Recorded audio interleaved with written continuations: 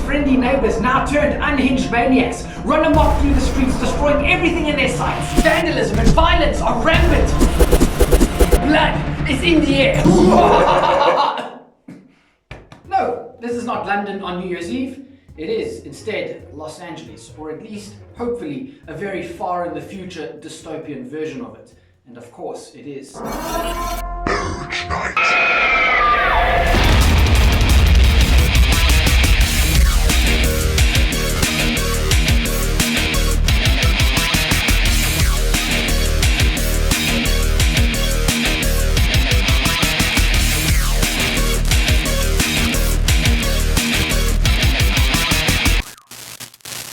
Hi there fans of horror, I am Den and you are watching Den of Horror, and I'd like to welcome you guys to another episode of Superior Sequels. And today we are going to take a look at one of horror's, let's say, newer motley kids on the block, The Purge, and its subsequent sequel, The Purge Anarchy. Now those nasty old critics haven't had much love for The Purge, and personally, I don't know why. Maybe some of them could have done with the good old Purge before reviewing the first two films in particular, because they seem to be in a pretty bad mood at the time. Nevertheless, love The Purge, or hate it. With 5 films and apparently more on the way, as well as a TV series, it looks like it's safe to say that horror fans keep coming back for more. So guys, gals and goblins, let's get our nasty masks on, our barbed wire wrapped baseball bats, and our array of automatic lead fuel destruction.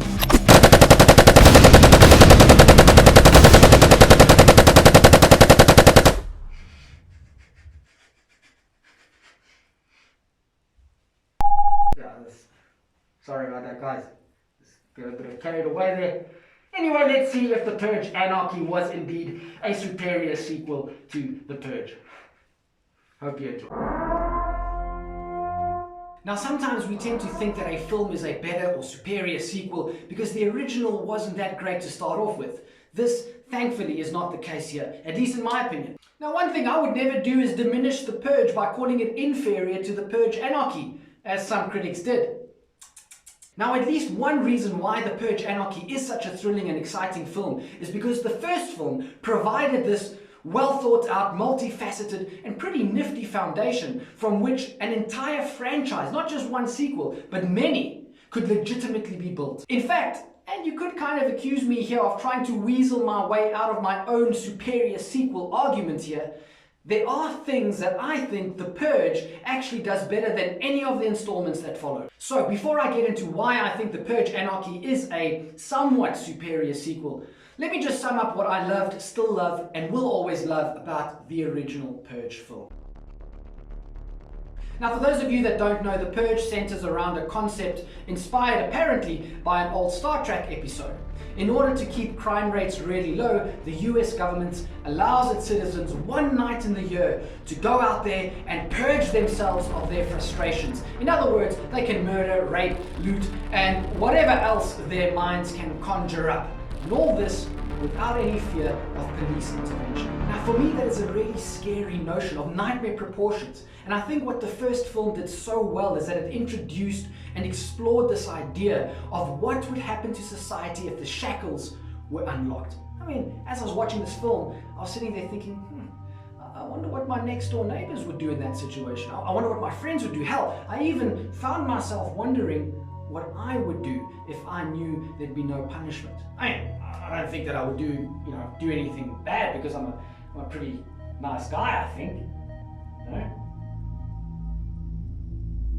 Or am I? The Purge also does a very awesome thing in taking this very big idea of an entire society let loose to run rampant, and it narrows the concept down to a very acute and relatable point by centering the story around a single family unit. That's right, all the action and horror basically takes place inside a family home. And I feel that this serves to focus the action, it develops the characters more, and it also makes the horror more visceral. Because there I'm sitting, I'm watching this movie about a family going through all of this chaos, and I'm watching it from the so-called safety of my own home. Now, it's become pretty easy to dismiss good acting when it comes to horror, right?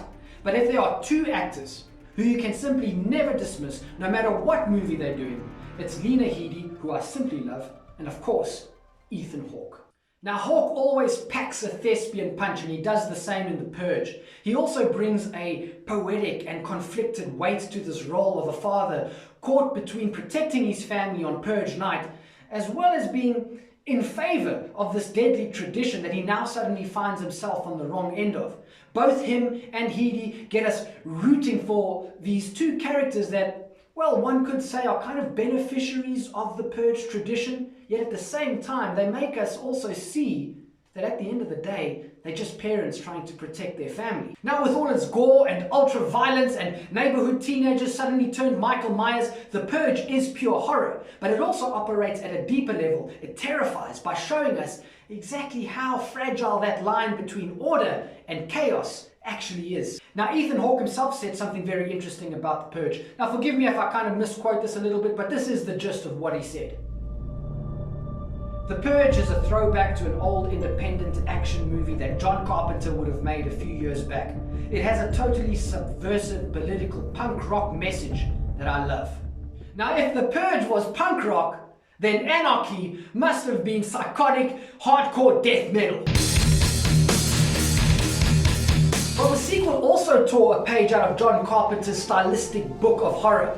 This time, though, from the action-fueled Escape from New York, or even Los Angeles for that matter. Now, what I really respect about The Purge Anarchy is that it didn't do what a lot of sequels tend to do, and that is go on to replicate the tried and tested story of the first film, which was very successful. It could have very easily have gone on to just simply repeat what the original had done. But instead, it remains as fresh and unpredictable as the first film, but firmly sets itself in the very same world. What it also did was successfully make the transition from the claustrophobic psychological horror territory of the first film into its own dystopian, hard-as-nails revenge action. Now, if The Purge kept the carnage at bay within the confines of its little suburban family home, then Anarchy well and truly let the carnage loose out there on the streets of Los Angeles. Now, in Escape from New York, John Carpenter had a muse in the shape of Kurt Russell.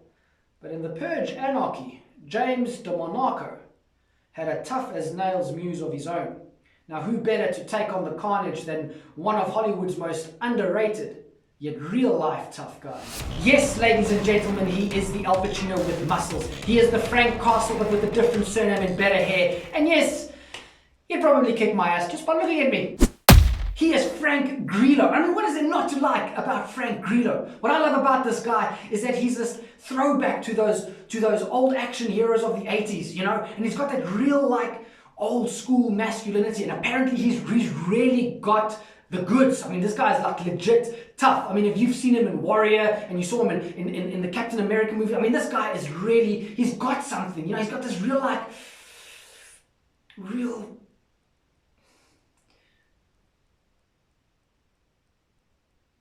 Okay, Frank Grillo's cool. Let's leave it at that. So in Anarchy, Frank Grillo plays geez, what's the name of his character in Anarchy? Oh, hold on.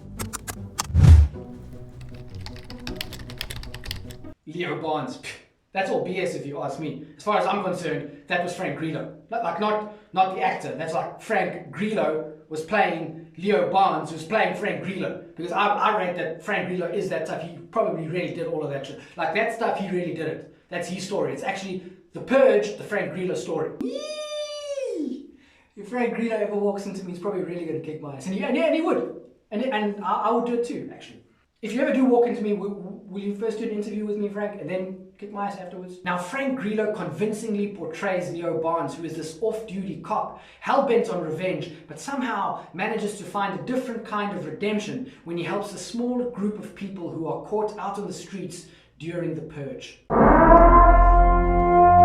The sequel, like I mentioned earlier, expands on the world and the ideas of the original, but this time through a dark action lens. It also ramps up the action in a way that feels necessary and logical, and it also gives us a broader scope of characters. Now, maybe superior is the wrong word in this particular case, and the way that I should be looking at The Purge Anarchy is as a worthy sequel to the original film. I mean, yes, it does differ stylistically and also in how it offers us or presents to us a group of characters that, in my opinion, are a little bit more sympathetic than in the first film, but truth be told, I feel that the two films are actually very different from each other. I mean, yes, there are those obvious similarities, but tonally they're different, stylistically they're different, completely different movie watching experiences. The one is, like I said, a real horror movie, and the other one is more down the line of action. So if you're in the mood for action, you're really going to enjoy The Purge Anarchy because it's a good action movie. And if you're in the mood for horror, you're going to enjoy The Purge because it's actually quite a good horror movie. So for me, like I said, a worthy sequel rather than a superior one.